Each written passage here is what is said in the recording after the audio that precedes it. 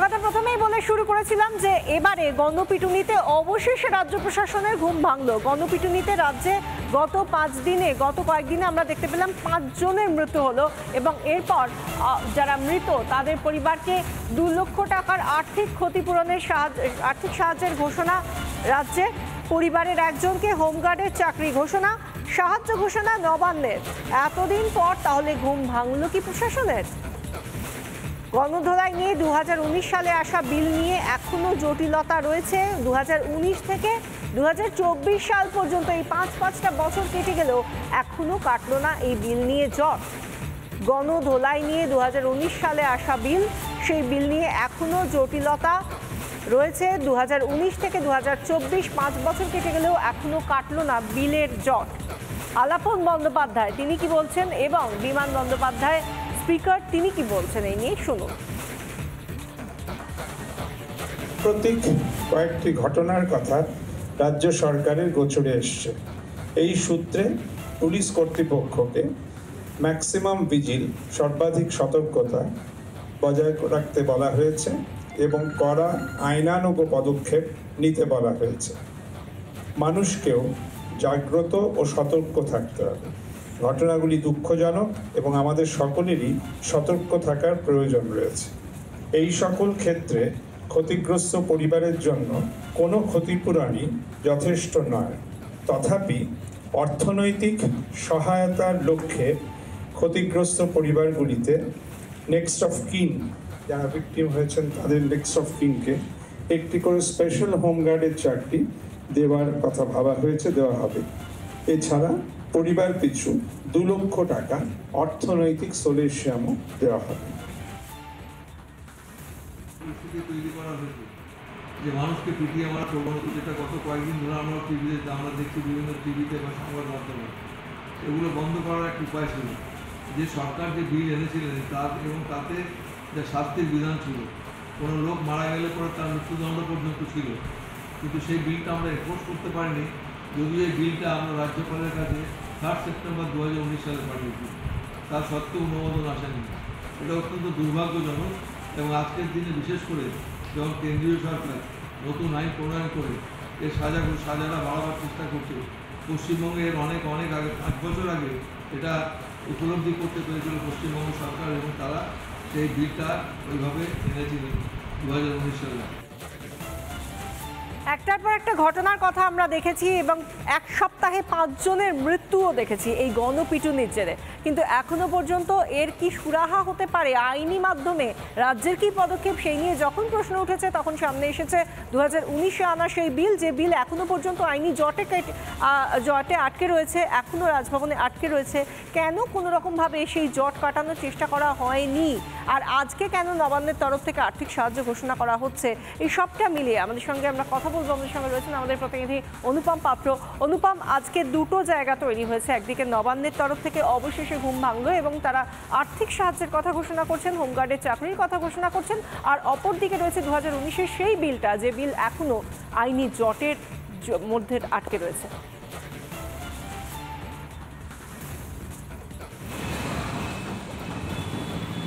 একদমই তাই। দেখো, এই আইনি জট কবে কাটবে সেটা এখন পর্যন্ত স্পষ্ট নয়, কিন্তু নবান্ন যখন ব্যবস্থা নিল ততক্ষণে এ রাজ্যে 5 দিনে 4 জনের প্রাণ চলে গেছে। এই যে মব লিঞ্চিংয়ের ক্ষেত্রে যেটা সবথেকে বেশি উল্লেখযোগ্য, যে পুলিশের ভূমিকা, অর্থাৎ এই যে গণপিটুনিতে একের পর এক মৃত্যু, সেই মৃত্যুতে পুলিশ অ্যাকশান নিতে এত দেরি করলো। তারপর নবান্নের তরফে বলা হচ্ছে যে মব লিঞ্চিংয়ে যাদের ক্ষতি হয়েছে, যারা মারা গিয়েছেন, তাদেরকে চাকরি এবং 2 লক্ষ টাকা করে দেওয়া হবে। এখানেই প্রশ্ন হচ্ছে যে 2019 সালে যে আইন বা যে বিল পাস হয়ে গেল, সেটা আইনে রূপান্তরিত করতে 5 বছর লাগছে। মমতা বন্দ্যোপাধ্যায় তিনি 2019-এই এই বিল বিধানসভায় পাস করান এবং তিনি সেখানে এই বিলের একটা অংশ, যে অংশ নিয়ে জটিলতা, সেটা হচ্ছে ডেথ, অর্থাৎ এই ডেথ সেন্টেন্সে যে অর্থ, সেই অর্থ প্রথমে যখন রাজভবনে পাঠানো হয়েছিল 2019-এ, তখন সেটা উল্লেখ ছিল না। তারপর সেটা রেকটিফাই হয়, সেটা উল্লেখ করা হয় এই বিলে। তারপর দেখা গিয়েছিল রাজভবন এটাতে সই করেন। এক্ষেত্রে দাঁড়িয়ে রাজভবন এবং বিধানসভা এর মধ্যে যে বারবার বিভিন্ন বিল নিয়ে যে দূরত্ব তৈরি হচ্ছে, সেই দূরত্ব কিন্তু অনেক ক্ষেত্রে বড় বড় সমস্যা হচ্ছে, যেটা এই মুহূর্তে এই মব লিঞ্চিং এর ক্ষেত্রে তুমি জানো যে প্রিভেনশন অফ মব লিঞ্চিং, এই রোগটা সুরাহা কোথায়, এই রোগের একেবারে স্থায়ী ওষুধ কি, উপশম কি, সেটা এখনো রাজ্য সরকারের তরফ থেকে যে বিল, সেই বিলে কি সমস্যা হয়েছে, কোথাও গিয়ে কি সদিচ্ছার অভাব রয়েছে রাজ্যের তরফ থেকে, সেই প্রশ্নটাও উঠে আসে আজকের দিনে দাঁড়িয়েও। অনেক ধন্যবাদ অনুপম। আমরা কথা বলছিলাম, আমাদের সঙ্গে ছিলেন আমাদের প্রতিনিধি অনুপম পাত্র সরাসরি এই নিয়ে কথা বলার জন্য। এবং এই বিষয়টা যখন সামনে এসেছে 2019 সাল থেকে 5 বছর ধরে যে বিল আটকে রয়েছে, কোথায় সদিচ্ছার অভাব রয়েছে, আদৌ তো কোনো সদিচ্ছার অভাব রাজ্যের তরফ থেকে, সেই নিয়ে যখন প্রশ্ন করা হচ্ছে তখন রাজনৈতিক মহলের তরফ থেকে কি উত্তর পাওয়া যাচ্ছে, তাদের কি প্রতিক্রিয়া শুনি। দেখুন, যারা বলছিলেন যে মব লিঞ্চিং হচ্ছে, গণপ্রহারে মৃত্যু হচ্ছে সারা দেশে, আমাদের সরকার তার জন্য আইন করেছে। 1 তারিখ থেকে সে আইন লাগু হয়ে গেছে। গণপ্রহার হলে যে দোষী সাব্যস্ত হবে তার মৃত্যুদণ্ড হবে। আজকে টিএমসির লোকেরা সব জায়গায় গণপ্রহার করছে, সমাজ বিরোধীরা, তাদের ফাঁসি হওয়ার ভয়ে এখন সে আইনের বিরোধিতা করছে টিএমসি। যারা বলতো আজকে তার বিরোধিতা কেন করছে, কারণ তারাই সমাজ বিরোধী রাজনীতি করছে, তারাই গণপ্রহার করছে, তারাই মব লিঞ্চিং করছে আর বাংলার রাজনীতিকে রক্তাক্ত করেছে। এই আইন সবার গলায় ফাঁস দেবে। যারা হাতরাসের কথা বলতো, উত্তরপ্রদেশ বিহারের কথা বলতো, আজ তারা কোথায় গেল? সে বুদ্ধিজীবীরা কোথায়? সে মহিলারা কোথায়? আজ মব লিঞ্চিং, মহিলাদের রাস্তায় বিবস্ত্র করে মারা হচ্ছে, পেটানো হচ্ছে। এটা কোন সভ্য সমাজ? পৃথিবীর কোন সভ্য দেশ, গণতান্ত্রিক দেশ, স্বাধীন দেশে এই ঘটনা দেখিনি, যেটা পশ্চিমবাংলায় দেখছি। যে আইন হয়েছে, এখন সবাইকে সে আইনের সামনে দাঁড়াতে হবে। এই হিংসার রাজনীতি এবার বন্ধ হবে।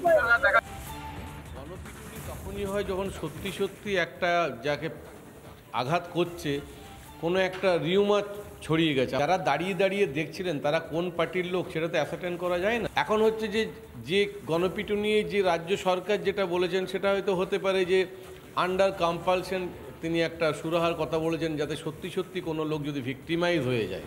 ভিক্টিমাইজ হওয়া মানে হচ্ছে সেখানে হয়তো তার আর কোনো কিছু সংস্থান নেই, সেক্ষেত্রে রাজ্য সরকার দেবে।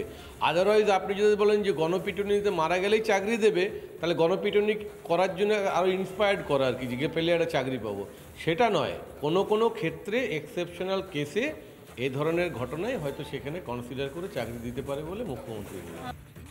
মমতা বন্দ্যোপাধ্যায় এখন গণপিটুনিতে মারা যাওয়া কিছু মানুষের জন্য উনি এখন ক্ষতিপূরণের গল্প শোনাচ্ছেন। উনি কবে বুঝবেন যে সব ক্ষতিপূরণ করা যায় না? ক্ষতিপূরণ কিছু ক্ষেত্রে সরকারকে দিতে হয়, কিন্তু সরকার যদি ক্ষতিপূরণটাকে নিজেদের ব্যর্থতা থেকে দায় সরিয়ে দেওয়ার উপায় হিসেবে ব্যবহার করেন, তা গভীরভাবে চিন্তার। তৃণমূলের নেতা খাপ পঞ্চায়েত বসিয়ে মানুষকে গণধোলাই দিচ্ছে। সুতরাং আমাদের রাজ্যে গণপিটুনিটাও রাজনৈতিকভাবে সংগঠিত হচ্ছে। 10টার মধ্যে 8টা ক্ষেত্রে, 2টো ক্ষেত্রে হয়তো এনআরএসের সামনে ঘটনার মতো র্যান্ডাম লোকেরা করছে। একজন মানুষ আর একজন মানুষকে ধরে মারতে শুরু করে দেওয়ার আগে যদি তার মনে এই ভয়টা না থাকে যে আমার রাজ্যে একটা সরকার আছে, পুলিশ আছে, আমার বিচার হবে, আমার ব্যবস্থা হবে, ভয়হীনভাবে যদি মানুষ জঙ্গলে রাজত্ব কায়েম করে, যে যাকে ইচ্ছে মাটিতে ফেলে মারধর করতে শুরু করে দেয়, আপনি শুধুমাত্র ক্ষতিপূরণ দিয়ে এই নৈরাজ্যকে থামাবেন নাকি নৈরাজ্যকে আরও উৎসাহ দেবেন আপনি?